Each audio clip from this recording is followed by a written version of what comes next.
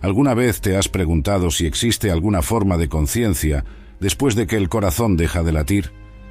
Muchos quieren saber si nuestros amigos y familiares fallecidos pueden vernos u oírnos, y ese tipo de duda suele generar cierta incomodidad e incluso miedo a lo desconocido. Es difícil imaginar que la vida termine de una sola vez. Sin embargo, al abrir las páginas de la Biblia, descubrimos respuestas claras y sorprendentes. La Escritura Sagrada nos muestra lo que de hecho sucede después de la muerte, sin mezclar leyendas o especulaciones humanas. Cada relato bíblico sobre el estado de los muertos destaca una verdad esencial, capaz de transformar nuestra forma de enfrentar la vida y el futuro. En este texto, caminaremos por los pasajes bíblicos, observando lo que dejaron los profetas y los seguidores de Jesús.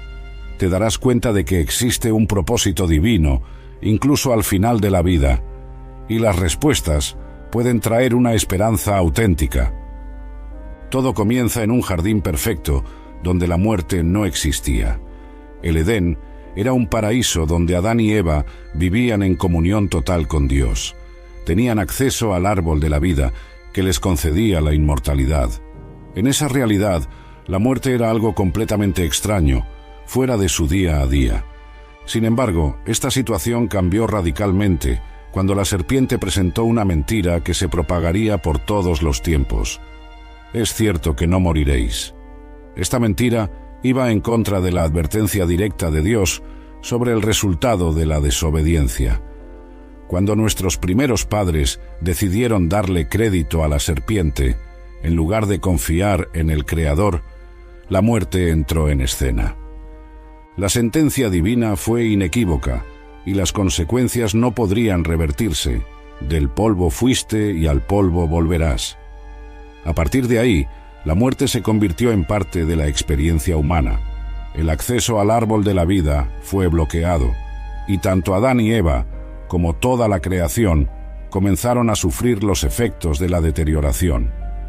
Pronto se ve la tragedia en el episodio de Caín y Abel. Este fue el primer homicidio de la historia, evidenciando cómo la muerte se entrelazó con la condición humana.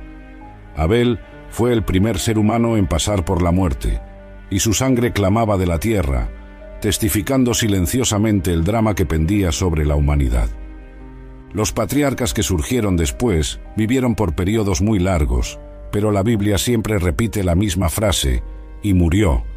Matusalén, por ejemplo, vivió 969 años, pero ni él escapó de ese destino que afecta a todos. La muerte difundió sus efectos por todo el planeta, afectando a las personas, los animales e incluso las plantas, que ahora también pasaban por ciclos de nacimiento, envejecimiento y muerte. Pablo explica en Romanos que la paga del pecado es la muerte, y que la muerte ha entrado a todos, porque todos pecaron. Ante tal realidad, es natural preguntarnos, ¿será este el fin absoluto? ¿Existe esperanza más allá de la tumba? A través de los profetas, Dios comenzó a revelar una respuesta que alcanzó su punto más alto en Jesucristo, cuando declaró: «Yo soy la resurrección y la vida». La historia sobre cómo surgió la muerte no es solo un relato histórico, es la clave para entender por qué morimos y, más que eso, si hay solución para este impasse universal. Este punto de partida también aclara cómo funciona el plan divino que promete restauración y vida eterna.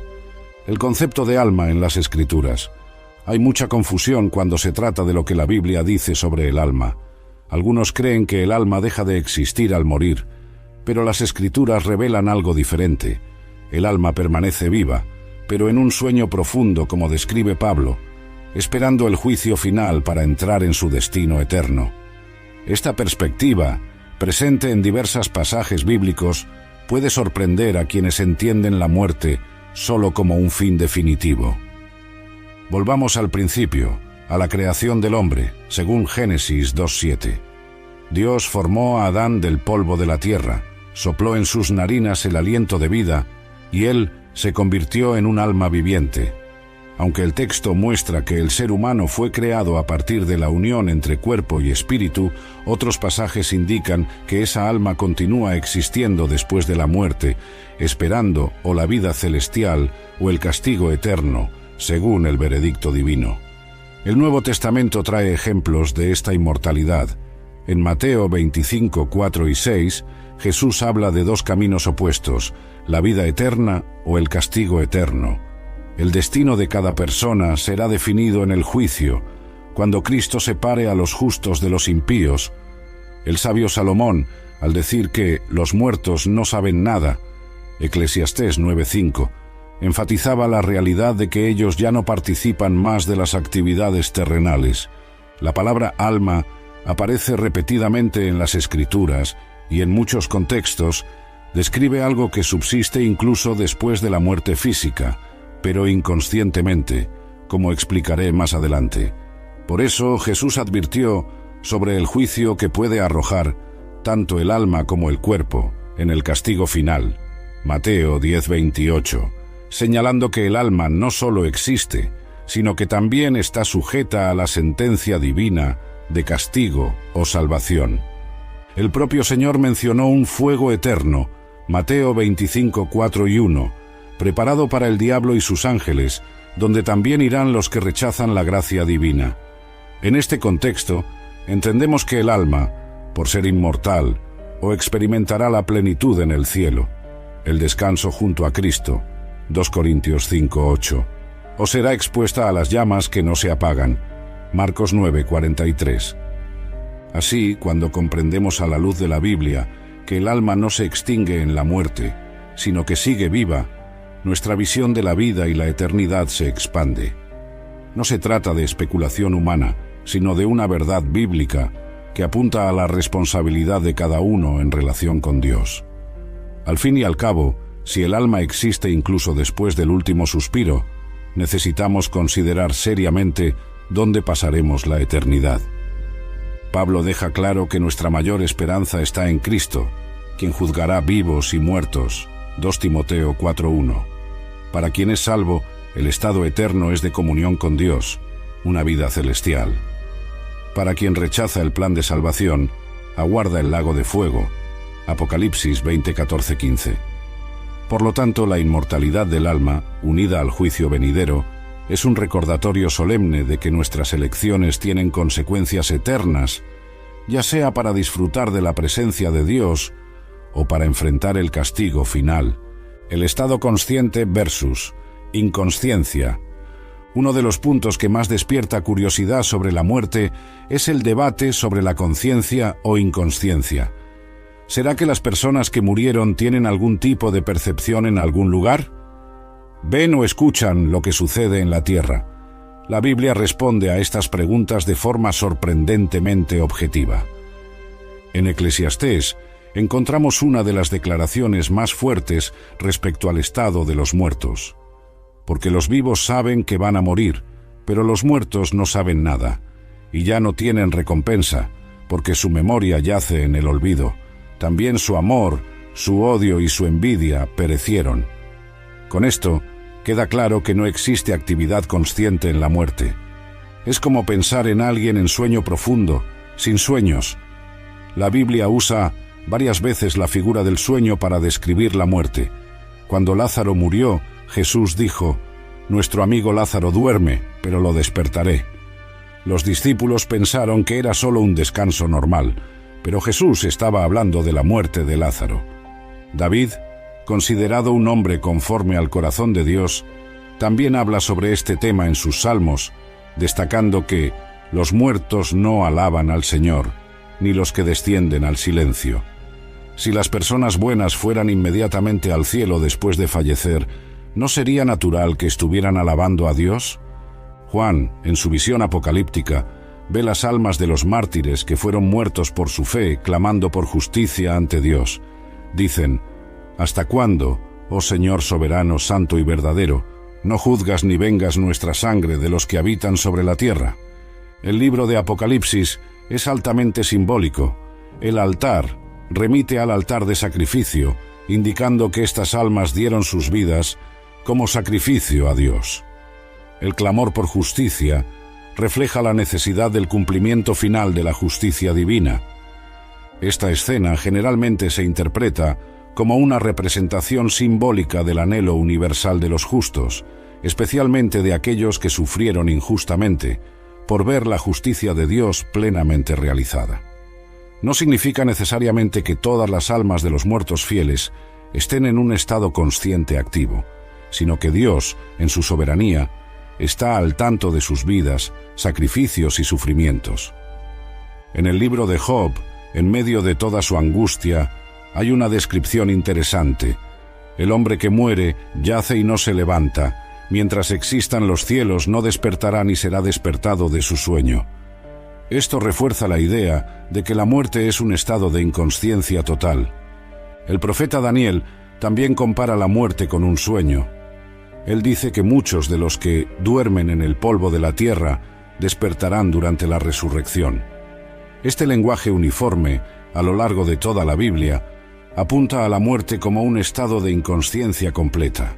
Cuando el rey Saúl fue a consultar a la médium de Endor, convencido de que conversaría con el profeta fallecido Samuel, la narrativa bíblica muestra un ejemplo de cómo las personas pueden engañarse sobre lo que sucede después de la muerte. La Biblia es clara al afirmar que los muertos no saben nada. Entonces, lo que apareció ante Saúl no podría haber sido Samuel de verdad. En el día de Pentecostés, Pedro hizo una declaración impresionante respecto a David, porque David no subió a los cielos. Si los justos fueran directamente al cielo después de la muerte, David ciertamente estaría allí. Pero Pedro fue enfático al decir que no. Saber que los muertos están inconscientes también sirve como protección contra falsos signos espirituales. Si entendemos que realmente duermen, no caeremos en engaños de supuestas apariciones de personas que ya partieron. El sueño de los muertos en la Biblia, la expresión dormir o adormecerse, se usa repetidamente en la Biblia para referirse a la muerte, y esto no ocurre por casualidad. Este lenguaje nos revela una verdad profunda sobre la condición de quien murió y nos ayuda a entender mejor el plan divino. Jesús utilizó esta analogía de forma notable cuando fue llamado por Jairus. Mientras todos lamentaban la muerte de su hija, él dijo: «La niña no está muerta, sino que duerme». Las personas se rieron, pues sabían que ella había fallecido de verdad. Para Jesús, la muerte era como un sueño del cual él podía despertarla. El caso de Lázaro va aún más lejos. Al saber de su muerte, Jesús advirtió a los discípulos: «Nuestro amigo Lázaro duerme, pero lo despertaré». Ellos no entendieron al principio, pues pensaban que dormir era algo positivo, una señal de descanso. Entonces Jesús aclaró: «Lázaro murió». Esta metáfora del sueño encaja bien con lo que sucede en la muerte. Piensa en alguien que duerme profundamente por 8 horas. Al despertar, puede tener la sensación de que solo un instante pasó. Así, para quien muere, el próximo momento de conciencia será en la resurrección. El apóstol Pablo usa esta figura en varias cartas. En 1 Tesalonicenses 4, consuela a los cristianos diciendo que no deben entristecerse por los que duermen. Explica que en el regreso de Jesús, los que murieron en Cristo resucitarán primero. Ver la muerte como un sueño trae consecuencias prácticas muy claras. Primero, esto quita la angustia de imaginar a nuestros seres queridos sufriendo en algún lugar, pues están descansando, esperando la resurrección. También sirve de barrera contra engaños de supuestas comunicaciones con los muertos. Si entendemos que realmente duermen, sin conciencia, queda claro que cualquier aparición de alguien fallecido es una falsificación. Daniel refuerza esta idea al decir que muchos de los que duermen en el polvo resucitarán. La coherencia en toda la Biblia al comparar la muerte con un sueño no es coincidencia. Es una forma de ilustrar esta condición de inactividad hasta el regreso de Cristo. Esteban, el primer mártir cristiano, es otro ejemplo. Después de ser apedreado, el relato dice que él se durmió. Incluso siendo alguien lleno del Espíritu Santo, no se dice que su alma fue directamente al cielo, sino que durmió. Su próximo instante consciente será al resucitar. Cuando la Biblia describe la muerte como un sueño, obtenemos una perspectiva más clara de lo que es la resurrección. Así como naturalmente despertamos por la mañana, los muertos serán despertados por la voz de Jesús en su regreso. Esta metáfora resume de forma brillante lo que sucede entre la muerte y la promesa de vida eterna. Las aparentes contradicciones explicadas. Algunos pasajes de las Escrituras parecen contradecir esta idea de inconsciencia después de la muerte, pero al estudiarlos con cuidado, notamos cómo encajan perfectamente en la enseñanza general de la Biblia. La experiencia de Saúl con la médium de Endor también suele generar confusión. Sin embargo, la Biblia es contundente al condenar la práctica de conversar con los muertos y muestra que ellos no saben nada. Por lo tanto, lo que apareció a Saúl no podría haber sido Samuel de verdad, sino una aparición engañosa. Aún está la escena de la transfiguración, en la que Moisés y Elías aparecen al lado de Jesús. Pero recordemos que Elías fue llevado a los cielos sin pasar por la muerte, y Moisés tuvo una resurrección especial, como indica Judas. No era la aparición de espíritus sin cuerpo, sino personas reales en estado glorificado. Cuando Pablo dice que le gustaría partir y estar con Cristo, algunos suponen que esto significa conciencia inmediata después de la muerte. Pero para el fallecido, el próximo momento de conciencia ocurre en la resurrección, y ahí sí todos los creyentes se encontrarán con Cristo al mismo tiempo. En Apocalipsis hay mártires clamando bajo el altar, pero se trata de un lenguaje simbólico, como gran parte del libro. Estos símbolos representan verdades espirituales y no describen de forma literal el estado de quien murió. Todas estas posibles contradicciones desaparecen cuando analizamos el contexto, el estilo literario y el mensaje global de las Escrituras. La Biblia entera, de forma consistente, presenta la muerte como un sueño sin conciencia, del cual seremos despertados en la resurrección. El Sheol y el Hades, ¿qué significan? Cuando estudiamos lo que la Biblia dice sobre la muerte, encontramos dos palabras específicas. Sheol, en el Antiguo Testamento, en hebreo, y Hades, en el Nuevo Testamento, en griego. Han generado dudas a lo largo de los siglos. En hebreo, Sheol es simplemente el mundo de los muertos, o la sepultura. No se trata de un lugar de castigo eterno, sino de un estado de inconsciencia. El justo Job, por ejemplo, deseó ir al Sheol para descansar de sus sufrimientos, lo que muestra que no veía el Sheol como un lugar de tormento. David, en sus salmos, menciona el Sheol algunas veces. En cierto punto, dice que allí no hay recuerdo de Dios, y en otro, afirma que los muertos no pueden alabar al Señor. Esto refuerza que Sheol no es un lugar de actividades conscientes. Jonás, en el vientre del gran pez, compara esa situación oscura y aislada con el Sheol. Eso simbolizaba un estado de total aislamiento y silencio, alineado con la comprensión hebrea de cómo es la muerte. En el Nuevo Testamento, Hades aparece como la palabra griega equivalente a Sheol. Cuando la Septuaginta, traducción griega del Antiguo Testamento, necesitaba traducir Sheol, siempre usaba Hades. Esto muestra que ambas palabras son sinónimas. Jesús menciona Hades en algunas enseñanzas, siempre ligándolo al estado de muerte o a la sepultura. Cuando declara que las puertas del Hades no prevalecerán contra la Iglesia, se refiere al poder de la muerte, que no podría vencerla. Ya en el libro de Apocalipsis, Hades surge asociado a la muerte, presentándose como una condición temporal, que al final será destruida, arrojada al lago de fuego. Esto confirma que no estamos hablando de algo eterno, sino de un estado que será extinguido. Ni Sheol ni Hades son citados como lugares de tormento sin fin. Esta noción se afianzó en parte por la influencia de creencias paganas y ideas de la mitología griega. Bíblicamente, son solo definiciones de la realidad de la muerte y la sepultura. Entender el verdadero significado de estos términos ayuda a evitar errores de interpretación, mostrando que, según la Biblia, quien descendía al Sheol o Hades simplemente moría y iba a la sepultura. Esta comprensión mantiene la coherencia de la enseñanza bíblica general sobre la muerte y resalta aún más la promesa de la resurrección, la historia del rico y Lázaro. Explicada, uno de los relatos más incomprendidos respecto al estado de los muertos es la parábola del rico y Lázaro, Lucas 16. Algunos usan este texto para defender la idea de que al morir la persona permanece consciente en algún lugar, pero un examen más profundo revela otra cosa. Primero, es bueno recordar que esta historia forma parte de una serie de parábolas de Jesús. Él acababa de contar parábolas como la oveja perdida, la moneda perdida, el hijo pródigo y el administrador infiel. Todas eran ilustraciones espirituales, no descripciones literales. En esa época, circulaban historias populares entre los judíos sobre el seno de Abraham y diálogos entre muertos para enseñar lecciones morales.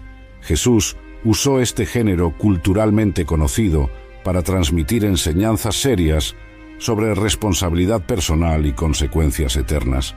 Si analizáramos el texto como algo literal, tendríamos que creer que las personas en el cielo pueden dialogar con quienes están sufriendo, o que una simple gota de agua podría amenizar las llamas del tormento.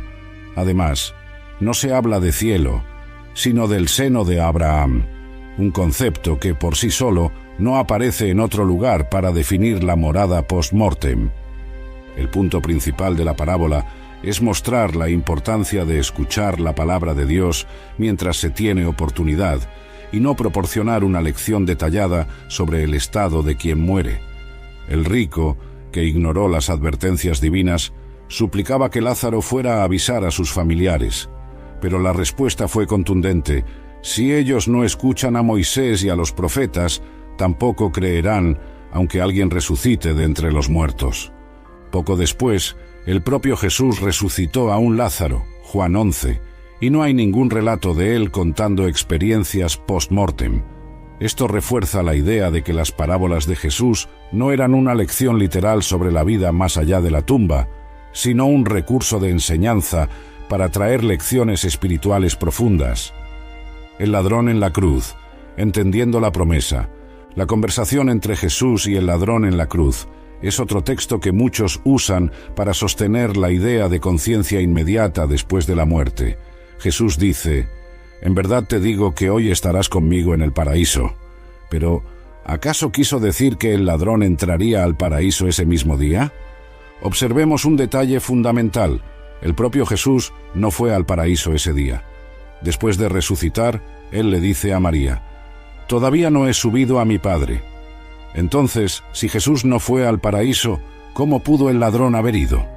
La explicación está en el uso de la puntuación, algo que no existía en los manuscritos griegos. Dependiendo de dónde coloquemos la coma, la frase adquiere otro sentido. «En verdad te digo hoy, estarás conmigo en el paraíso». De esta manera, el enfoque está en la énfasis que Jesús da a hoy, incluso en medio del sufrimiento de la cruz. Además, la petición del ladrón era que Jesús lo recordara cuando volviera a su reino, mostrando que el propio ladrón veía un evento futuro, no algo inmediato. La expresión «te digo hoy» ocurre varias veces en la Biblia como una forma de dar fuerza a lo que se está diciendo. Por lo tanto, Jesús estaba declarando, en ese instante de dolor y humillación, que la promesa de salvación para ese hombre arrepentido estaba garantizada. Esta es una de las mayores demostraciones de gracia en la Biblia. El ladrón, que vivió una existencia criminal, encontró perdón y esperanza genuina en sus últimos instantes a través de su fe en Cristo. Sin embargo, este pasaje no enseña conciencia inmediata después de la muerte. Así como todos los que mueren en Cristo, el ladrón está durmiendo y será resucitado cuando Jesús regrese. El próximo instante de conciencia para él será al estar con el Señor en gloria, los 144.000 y la primera resurrección. Las Escrituras mencionan dos resurrecciones, y la primera de ellas está ligada a un grupo especial en Apocalipsis, los 144.000. ¿Quiénes serían ellos y qué tienen que ver con esta primera resurrección? En el libro de Apocalipsis, los 144.000 aparecen con el nombre de Dios en la frente, descritos como primicias para el Señor y para el Cordero. Hay un lenguaje de pureza espiritual, llamados vírgenes, simbolizando lealtad total a Dios. El número 144.000, 12 por 12 por 1000, se entiende frecuentemente de forma simbólica, expresando la totalidad y perfección del pueblo fiel de Dios. No es algo que debamos interpretar de manera estrictamente literal. La primera resurrección, destacada en Apocalipsis 20, se llama resurrección de los justos.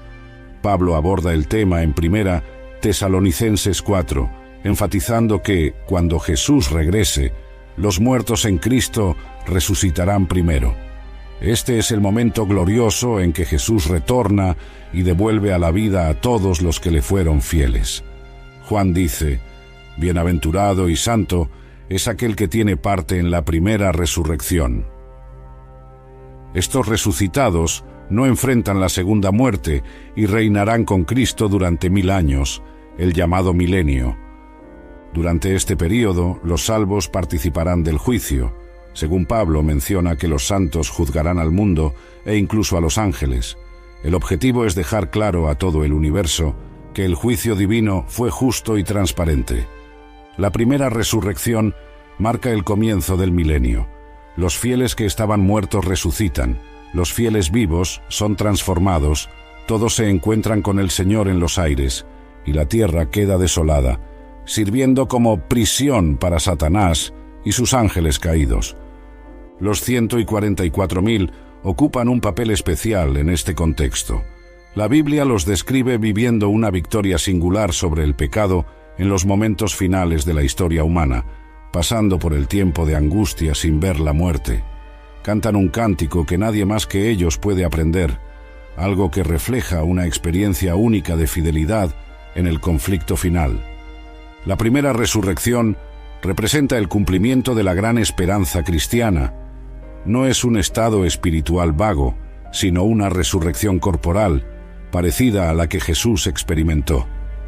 Los justos reciben cuerpos glorificados, libres de enfermedades y de la muerte. La segunda resurrección y el juicio. Después del período de 1000 años mencionado en Apocalipsis 20, ocurre la segunda resurrección, totalmente diferente de la primera.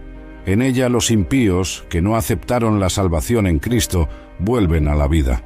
Juan explica que al final del milenio, Satanás será liberado de su prisión. La tierra, que había quedado vacía, ahora recibirá nuevamente una población, los impíos resucitados. Sin embargo, esta resurrección es para el juicio final, no para la vida eterna. La Nueva Jerusalén desciende del cielo con los salvos, y Satanás intenta persuadir a las multitudes resucitadas para que ataquen la ciudad. Esta es la prueba de que, incluso después de todo ese tiempo, el carácter rebelde y engañoso de Satanás no ha cambiado. Es en este momento que ocurre el gran trono blanco. Todos los perdidos de todos los tiempos ven los registros de sus vidas y reconocen la perfecta justicia de Dios. El texto indica que cada persona será juzgada conforme a sus elecciones. En esta hora, incluso los que se perdieron admitirán que Dios es justo y digno de alabanza. Verán las oportunidades que tuvieron y entenderán que su ruina fue fruto de sus decisiones, no de arbitrariedad divina. Entonces, desciende fuego del cielo, consumiendo a Satanás, sus ángeles y todos los impíos. Esto se llama segunda muerte, de la cual no hay retorno. No es un tormento eterno, sino la aniquilación definitiva del pecado y de todos los que deliberadamente persisten en él. En este momento, la justicia y la misericordia de Dios se encuentran. El Señor no tiene placer en la destrucción de nadie, pero respeta las decisiones de cada uno. Después de este juicio final, viene la promesa de nuevos cielos y nueva tierra. Todo el universo estará libre para siempre del mal, pues la gran controversia entre el bien y el mal habrá llegado a su fin. El destino final de los impíos, uno de los temas más controvertidos sobre la muerte, es el destino final de los impíos. Varias corrientes defienden un infierno eterno, donde las almas sufren sin fin, pero nuevamente necesitamos ver lo que las Escrituras realmente dicen. La palabra infierno viene de términos diferentes en las lenguas originales. En el Antiguo Testamento generalmente se traduce Sheol, sepultura.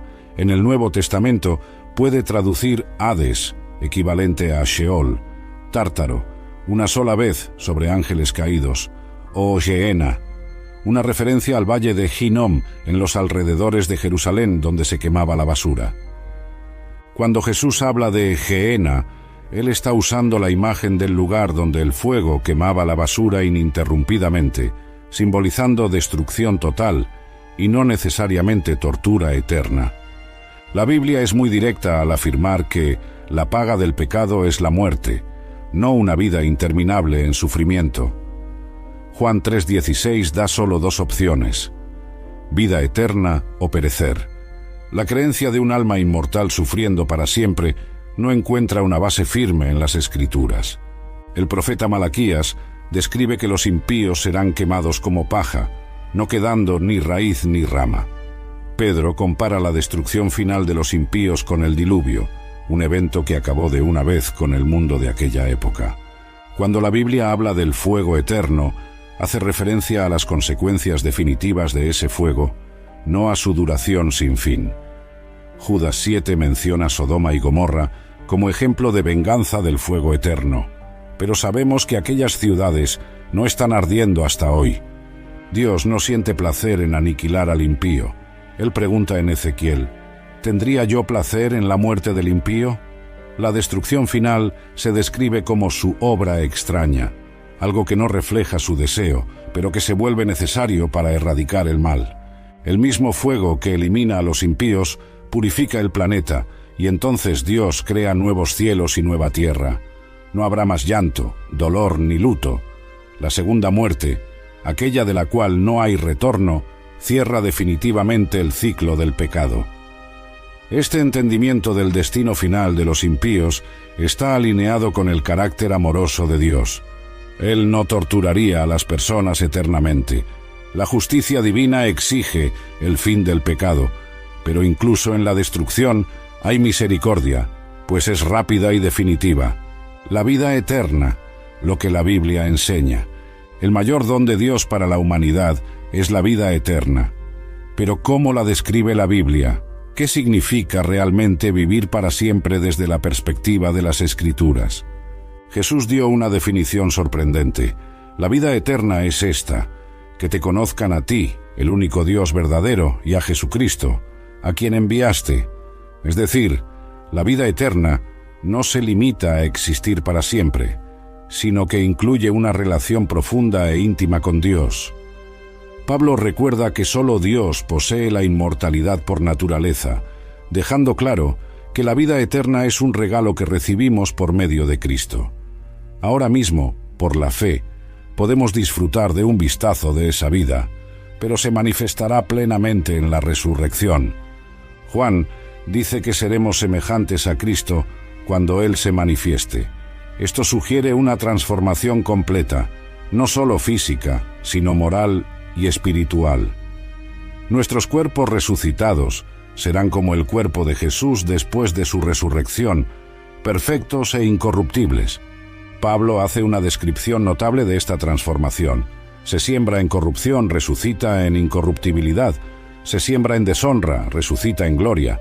Se siembra en debilidad, resucita en poder. Vamos a recibir cuerpos que no envejecen, no enferman y nunca más mueren. En las visiones de Apocalipsis 21 y 22 se dice que no habrá muerte, ni llanto, ni dolor en el mundo venidero, pues todo lo que causa sufrimiento habrá pasado.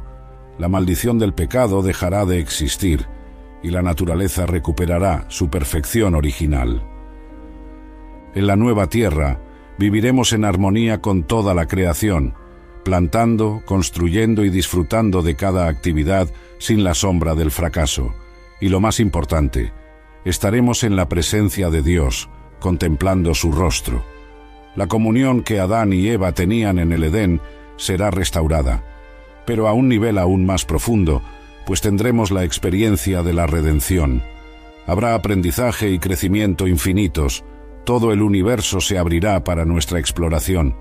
Estudiaremos los misterios de la creación, descubriendo aspectos cada vez más maravillosos del carácter y el amor de Dios.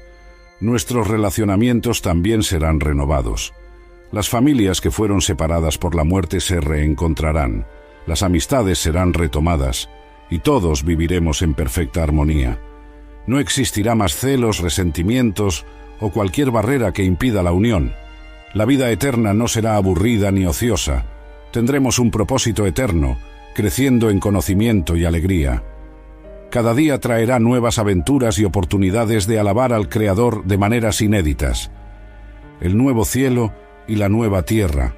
Después de la destrucción final del mal, Dios creará nuevos cielos y nueva tierra, donde habita la justicia. Esto no es una mera reforma del planeta actual, sino una recreación completa, sin ningún rastro de pecado. El apóstol Juan, en Apocalipsis, describe la nueva Jerusalén descendiendo de los cielos, adornada como una novia para su esposo. Esta ciudad será la sede del gobierno divino, con el trono de Dios en medio de su pueblo. Sus dimensiones son impresionantes, cerca de 2.200 kilómetros de longitud, altura y anchura. La ciudad brilla con muros de jaspe, calles de oro puro como el vidrio, y cada uno de los 12 fundamentos adornado con una piedra preciosa diferente. Las 12 puertas están hechas cada una de una única perla. Es un lenguaje figurado para expresar una belleza indescriptible. En el centro de la Nueva Jerusalén corre el río de la vida, flanqueado por el árbol de la vida que da 12 frutos al año. Las hojas de este árbol traen curación, en referencia clara al Edén restaurado. La gloria de Dios ilumina todo de tal forma que ya no existe más noche, y las puertas de la ciudad nunca se cierran, pues no hay nada que temer. Todo el universo estará en paz y seguridad. La naturaleza también será restaurada en toda la tierra. El profeta Isaías habla de un tiempo en que el lobo y el cordero se alimentarán juntos, y que el león comerá pasto como el buey. No habrá violencia ni muerte en el reino animal, pues toda la creación estará en armonía. Los redimidos construirán casas, plantarán viñas y comerán de sus frutos. No habrá más trabajos sin sentido ni esfuerzos que terminen en frustración. Cada acción estará llena de satisfacción y alegría. Nuestra comunicación con Dios será directa. La fe dará paso a la visión. Conoceremos y aprenderemos sin ninguna barrera, y todas nuestras dudas serán aclaradas, pues el conocimiento del Señor llenará la tierra. Nuestros cuerpos estarán llenos de vitalidad. Nuestra mente se ampliará mucho más allá de lo que podemos imaginar hoy. Exploraremos galaxias, nos profundizaremos en la sabiduría del Creador y haremos descubrimientos fascinantes cada día. La vida en esta nueva realidad estará marcada por el amor perfecto. Sin egoísmo, sin conflictos, cada encuentro será una oportunidad para crecer y compartir felicidad. Será el inicio de una eternidad que jamás perderá la alegría, la gran esperanza de la resurrección. La resurrección es la esencia de la esperanza cristiana. Pablo lo dejó muy claro. Si Cristo no hubiera resucitado, nuestro camino sería inútil. Pero como Él resucitó, tenemos la certeza de que también resucitaremos. Esta verdad cambia toda la perspectiva sobre la muerte. La resurrección de Jesús fue más que un evento extraordinario. Fue la garantía de que aquellos que creen en Él también resucitarán. Su victoria sobre la muerte es la prueba concreta de que este poder está disponible para nosotros. Cuando Jesús resucitó a Lázaro, demostró su autoridad sobre la sepultura, pero Lázaro volvió a morir después. La resurrección definitiva es la que espera a los salvos, en cuerpos glorificados, sin nunca más experimentar la muerte. Pablo describe la escena de forma vívida. En un momento, en un abrir y cerrar de ojos, al sonido de la última trompeta, los muertos resucitarán incorruptibles, y nosotros seremos transformados. Todo sucederá de manera repentina, pero perfecta. Nuestros cuerpos resucitados serán reales, como el cuerpo de Jesús después de su resurrección. Él comía con los discípulos y ellos lo tocaban, pero Él también podía atravesar paredes y moverse de forma sobrenatural. Entender la resurrección nos hace ver la muerte como un sueño temporal. Pablo dice que no nos entristezcamos como personas sin esperanza, pues sabemos que la tumba no tiene la palabra final. Esto también cambia la forma en que vivimos hoy.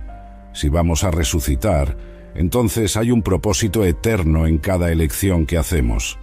Nuestras actitudes van más allá de este corto periodo de vida. La resurrección también será un reencuentro emocionante. Familias separadas por la muerte se abrazarán nuevamente. Amistades interrumpidas serán retomadas. Y todos los salvos de las diferentes épocas de la historia se unirán en adoración a Cristo. Quienes participan en la primera resurrección están seguros para siempre. La segunda muerte no los afectará. Reinarán con Cristo 1000 años y después heredarán la tierra renovada por toda la eternidad. Es esta esperanza la que nos da valor para enfrentar cualquier desafío. Como Pablo podemos afirmar: para mí, el vivir es Cristo y el morir es ganancia. La muerte deja de ser un fin desesperanzador y se convierte solo en la puerta de entrada a la vida que nunca acaba. ¿Cómo esta verdad afecta nuestra vida? Saber lo que la Biblia enseña sobre la muerte y la resurrección transforma profundamente la manera en que vivimos. Estas creencias no son solo una cuestión teórica, sino algo que impacta nuestras elecciones, emociones y visión del mundo. Primero, esto nos protege de fraudes espirituales. Entender que los muertos realmente duermen impide que seamos engañados por supuestas comunicaciones con quienes ya murieron. Cualquier manifestación en este sentido contraviene la Biblia. También cambia nuestra relación con la pérdida. Es doloroso despedirse de alguien a quien amamos, pero, al mismo tiempo, llevamos la certeza de que esa separación es temporal. El duelo viene, pero no desesperamos como quienes no tienen esperanza. Esta visión bíblica sobre la muerte nos libera del miedo que muchos tienen a lo desconocido. Aunque la muerte es real, fue derrotada por Cristo, y la promesa de la resurrección nos da seguridad para mirar hacia adelante. Empezamos a valorar aún más el tiempo presente. Esta vida es nuestra oportunidad para elegir el camino que seguiremos. Es el momento de profundizar nuestra experiencia con Dios, pues no existe ninguna segunda oportunidad después de la muerte. También vemos el cuerpo de manera diferente. No es una cárcel para el alma, sino parte de nuestro ser.